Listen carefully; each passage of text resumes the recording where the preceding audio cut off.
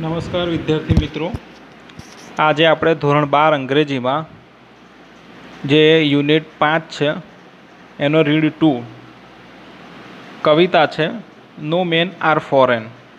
નો man R ફોરેનનો મતલબ થાય છે કે કોઈ પણ માણસ વિદેશી નથી, કે કોઈ માણસ પરદેશી નથી. આપણે જોજો એવી બધી ચર્ચાઓ કરતા હોય છે દેશી અને વિદેશી ઘણી બધી બાબતોમાં, કોઈ ચીજ વસ્તુની બાબતમાં કે પછી માણસોની બાબતમાં, પણ ખરેખર એવું કાંઈ હોતું નથી. અહીંયા આપણા જે કવિ છે, કવિએ આપણને બહુ સરસ મજાની વાત કરેલી છે આની અંદર. એટલે કવિએ મેસેજ આપ્યો છે, વિશ્વ બંધુત્વની ભાવનાનો મેસેજ આપણને આપેલો છે. કવિ આપણને શું કહે છે કે આપણે કોઈને વિદેશી ગણવાના નથી, આપણે બધા એક સરખા છીએ. એવી અહીંયા જેમ્સ કિર્કપ નામના કવિએ સરસ મજાની વાત કરી છે. વિશ્વ શાંતિની વાત કરી છે, વિશ્વ બંધુત્વની વાત કરેલી છે, ભાઈચારાની વાત કરેલી છે.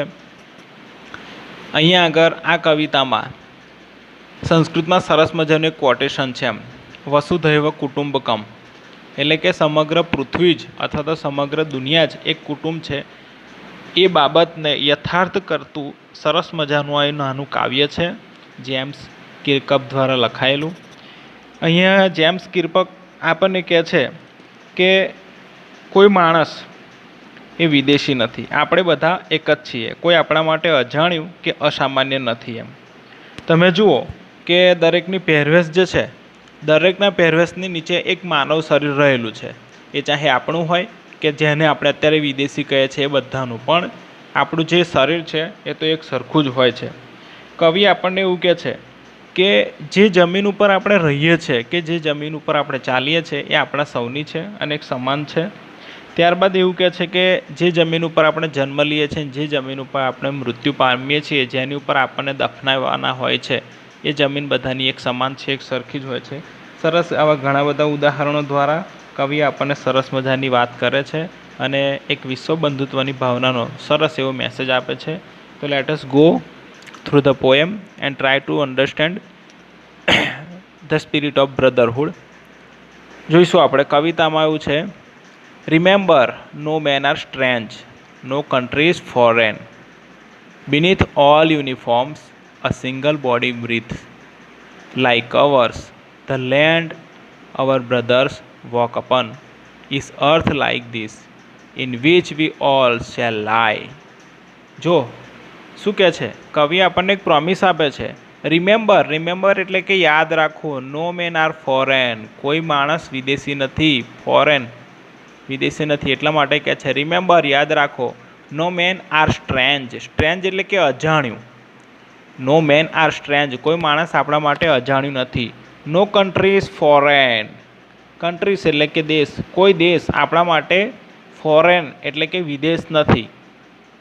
બીનીથ ઓલ યુનિફોર્મ્સ, બીનીથ એટલે કે નીચે, અને યુનિફોર્મ એટલે કે પહેરવેશ, એટલે કે પહેરવેશની નીચે. બીનીથ ઓલ યુનિફોર્મ્સ, બધા પહેરવેશની નીચે. A single body breathes, a single એટલે કે એક, બોડી એટલે શરીર, બ્રીધીસ એટલે કે શ્વાસ લે છે.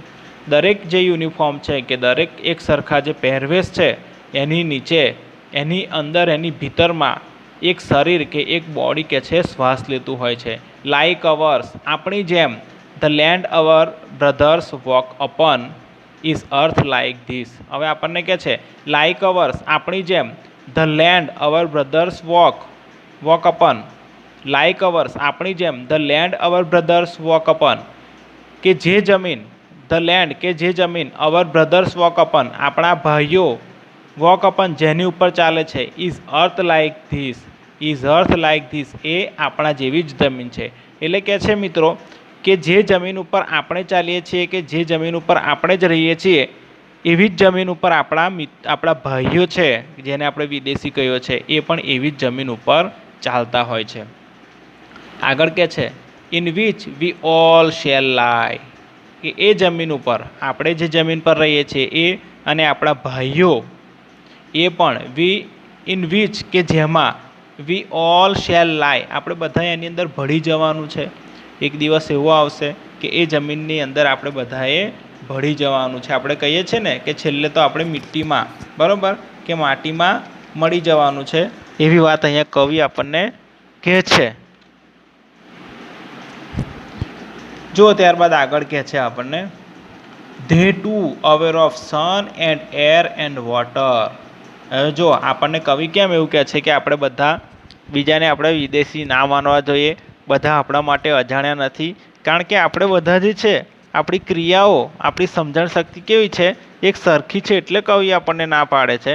જો કવિ શું કહે છે, કવિ આગળ કહે છે ધે ટુ, ધે એટલે કે તેઓ, તેઓ કોણ, જેને આપણે વિદેશી કહીએ છીએ એ લોકો, અવેર, અવેર એટલે કે નાથી જાગૃત હોવું, એ લોકો પણ અવેર છે શાના, of sun and air and water. Sun એટલે કે સૂર્ય, એર એટલે હવા અને વોટર પાણી। જેમ મિત્રો આપણે હવા, પાણી અને સૂર્યથી અવેર છીએ કે વાકેફ છીએ કે એનાથી આપણે જાગૃત કે જાણકાર છીએ, એમ એ લોકો પણ સૂર્ય, પાણી અને હવાથી જાગૃત છે। તો આપણે જુદા કેમ ના થઈ ગયા? કવિ સરસ મજાની વાત કરે છે, are fed by peaceful harvest. Harvest એટલે તમને ખબર છે, હાર્વેસ્ટ એટલે પાક, એ લોકો પણ ફેડ એટલે કે સંતોષ પામે છે, એક ધરાવ અનુભવે છે, બાય પીસફુલ હાર્વેસ્ટ। પીસફુલ એટલે આપણે એવું એ અર્થમાં લઈએ કે પોષણદાયક, એ લોકો પણ એમના દેશમાં થતા જે પોષણદાયક જે પાક છે એનાથી એ લોકો પણ પોતાના શરીરને સંતોષ આપે છે, ધરાવો આપે છે, પોતાની ભૂખ જે છે એ ભૂખને મિટાવે છે। આમ આપણે પણ આપણી ભૂખ મિટાવવા માટે હાર્વેસ્ટ એટલે કે પાકના અનાજનો ઉપયોગ કરે છે, એમ એ પણ આપણા જેવું જ કરે છે। By wars long winter starved. હવે જો શું કહે છે કે જ્યારે યુદ્ધ ચાલતા હોય છે ને, તો એ યુદ્ધ વખતે સર્જાતી જે તીવ્ર અછત છે એનાથી એ લોકો પણ શું કરતા હોય છે, એ લોકો પણ જીવિત રહેતા હોય છે।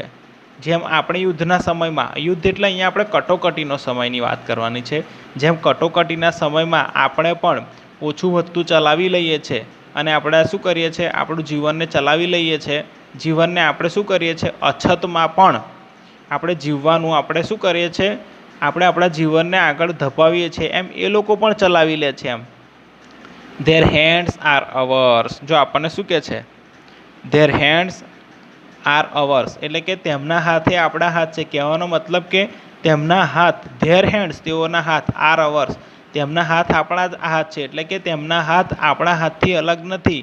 And in their lines we read. અને શું કહે છે, એમના હાથમાં રહેલી જે રેખાઓ હોય છે, હાથની જે રેખાઓ હોય છે ને, વી રીડ આપણે વાંચી શકીએ છીએ। હવે જો કહે છે કે એમના હાથની રેખાઓને આપણે વાંચી શકીએ છીએ। A labour not different from our own. Labour એટલે કે કાર્ય, કામ। આપણને શું કહે છે, એ લોકો જે શ્રમ કરે છે, લેબર એટલે શ્રમ પણ કહેવાય, કામ કહેવાય, કાર્ય કહેવાય। નોટ ડિફરન્ટ અલગ નથી, ફ્રોમ અવર ઓન આપણો જે લેબર છે, આપણો જે શ્રમ છે, આપણા શ્રમની જેમ એમનો શ્રમ આપણા જેવો જ છે, આપણો શ્રમ ને એમનો શ્રમ અલગ નથી। જેવું કામ આપણે કરીએ છીએ એવું કામ એ લોકો પણ કરે છે, એટલે કહે છે કે એમનો શ્રમ કે એમનું કાર્ય એ આપણા કાર્યથી અલગ નથી। Remember they have eyes like ours. આપણને કહે છે, કવિ કહે છે, રિમેમ્બર યાદ રાખો, ધે હેવ આઈસ તેઓને પણ આંખ છે, લાઇક અવર્સ આપણી આંખો જેવી, ધેટ કે જે આંખો, વેક ઓર સ્લીપ, વેક એટલે કે જાગવું, ઓર સ્લીપ એટલે કે ઊંઘવું। અરે તમે જુઓ મિત્રો, કહે છે કે એ લોકોને પણ આંખો છે કે જે જાગે પણ છે અને ઊંઘે પણ છે। And strengthen that can be won by love. Strengthen આપણને શું કહે છે કે એવી શક્તિ હોય છે, બરાબર, આપણને શું કહે છે કે એવી શક્તિ હોય છે કે એવું સામર્થ્ય હોય છે, thereby won, strength that can be won, એમનામાં પણ એવું સામર્થ્ય હોય છે, that can be won by love કે જે પોતાના પ્રેમથી કોઈને જીતી શકે છે। આપણે પણ આપણા પ્રેમ દ્વારા કોઈ માણસને જીતી શકીએ છીએ, કોઈનો પ્રેમ જીતી શકીએ છીએ, એમ એ લોકો પણ પોતાના સામર્થ્ય દ્વારા બીજાને જીતી શકતા હોય છે। In every land is common life that all can recognise and understand. આપણને શું કહે છે, ઇન એવરી લેન્ડ દરેક જગ્યાએ, દુનિયામાં દરેક ભૂમિ ઉપર દરેક જગ્યાએ ઇઝ કોમન લાઈફ એક સર્વસામાન્ય જીવન હોય છે। આપણે દરેક જેવું સર્વસામાન્ય જીવન જીવીએ છીએ ને એવું એ લોકો પણ હોય છે। આપણે જેવી આપણી સોસાયટી હોય છે, જેવો સમાજ હોય છે, એવું એમનું પણ સોસાયટી કે સમાજ હોય છે। ધેટ ઓલ કેન રિકોગ્નાઇઝ એટલે કે એને સમજવું, આપણને શું કહે છે, વાકેફ હોવું. એન્ડ અન્ડરસ્ટેન્ડ સમજે છે. એ લોકોની પણ કહે છે કે આપણા જેવી એક કોમન લાઈફ હોય છે, સામાન્ય જીવન હોય છે, ધેટ ઓલ કેન રિકગ્નાઇઝ, કે એ લોકો પણ બધું વાકેફ હોય છે એનાથી અને બધું સમજી શકતા હોય છે. લેટ અસ રિમેમ્બર, યાદ રાખો. Whenever we are told, whenever જ્યારે પણ વી આર ટોલ્ડ આપણને કહેવામાં આવે છે ટુ હેટ અવર બ્રધર્સ, આપણા ભાઈઓને ધિક્કારવા માટેનું કે આપણા ભાઈઓને નફરત કરવા માટેનું. ઇટ ઇઝ અવર સેલ્સ, તે આપણે જ છીએ. That we shall despise, betray, condemn. આપણને શું કહે છે, આપણે યાદ રાખીએ કે જ્યારે આપણને કહેવામાં આવે છે કે આપણે આપણા જ ભાઈઓને ધિક્કારવાના હોય છે ત્યારે આપણે જ તેનો પ્રતિકાર કરવો પડશે. બરાબર છે. આપણને શું કહે છે કે ઇટ ઇઝ અવર સેલ્સ, એ આપણે છીએ. ધેટ વી શેલ ડિસ્પોઝિસ, આપણે એનો પ્રતિકાર કરવાનો છે. પછી આગળ કહે છે કે બિટ્રે એટલે કે છેદ ઉડાડી દેવાનો છે. અને છેલ્લે કહે છે કે કન્ડેમ કરવું. કન્ડેમ કરવાનો મતલબ શું થાય, વખોડી નાખવું. એટલે કોઈક આપણને એવું કહે કે ભાઈ તમે વિદેશીઓને ધિક્કારો, તો આપણે એ બાબતનો પ્રતિકાર કરવાનો છે કે ના, અમે વિદેશીઓને નહીં ધિક્કારીએ, એ અમારા જ ભાઈઓ છે, અમે એમના ભાઈઓ છીએ. આપણે એમનો ક્યારેય વિરોધ નથી કરવાનો, પણ જે લોકો આપણને આવું કહે એમનો વિરોધ કરવાનો, તો એ લોકો સામે આપણે પ્રતિકાર કરવાનો છે, એમની બાબતોનો છેદ ઉડાડવાનો છે, એમની વાતોને આપણે કન્ડેમ કરવાની છે, વખોડવાની છે. રિમેમ્બર, ફરી કહે છે યાદ રહે. વી આપણે, હું take arms against each other. We એટલે આપણે, હું કે જે, ટેક આર્મ્સ એટલે શસ્ત્રો, અગેન્સ્ટ એટલે કે ની વિરુદ્ધમાં, ઈચ અધર આપણે કહે છે કે યાદ રાખો, આપણે એકબીજાની સામે, બરાબર, એકબીજાની વિરુદ્ધમાં હથિયાર ઉગામીએ છીએ કે હથિયાર લઈએ છીએ. ઇટ ઇઝ ધ હ્યુમન અર્થ, તે એ જ કહે છે કે માનવીય કહે છે કે દુનિયા છે. ધેટ વી ડિફાઇલ્ડ એટલે કે બગાડવી. આપણે કહે છે, આપણને કવિ કહે છે કે હે માણસો, તમે યાદ રાખો, તમે કહે છે કે પરસ્પર માણસો એકબીજાની સામે શસ્ત્રો ઉગામીને આ દૈવીય દુનિયા જે છે એને તમે ડિફાઇલ કરો છો, એને તમે શું કરો છો, બગાડો છો, એને તમે સ્પોઇલ કરો છો. એટલે કહે છે કે તમે બંધુત્વની ભાવના રાખો અને પરસ્પર એકબીજાની સામે આવા શસ્ત્રો ખેંચવાને બદલે પરસ્પરને પ્રેમ કરો. તો આ જે હ્યુમન અર્થ છે, આ જે દૈવીય દુનિયા છે, આ જે મનુષ્યની દુનિયા છે, એને તમે સ્વર્ગ બનાવી શકો છો. Our hells of fire and dust outrage the innocence of air that is everywhere our own. હવે જો શું કહે છે, our hells of fire and dust. Fire and dust એટલે કે અગન, આપણને શું કહે છે, અગનઝાડ, અને ડસ્ટ એટલે કે ધૂળ. આ ડસ્ટ એટલે આપણને કહે છે કે અગ્નિ અને આ ધૂળથી ભરેલા આપણા જે નર્કગૃહો છે, હેલ્સ એટલે કે નર્કગૃહો છે, એ શું કરે છે, આઉટરેજ કરે છે એટલે કે અતિક્રમી કરે છે, બગાડી નાખે છે. કોને બગાડે છે?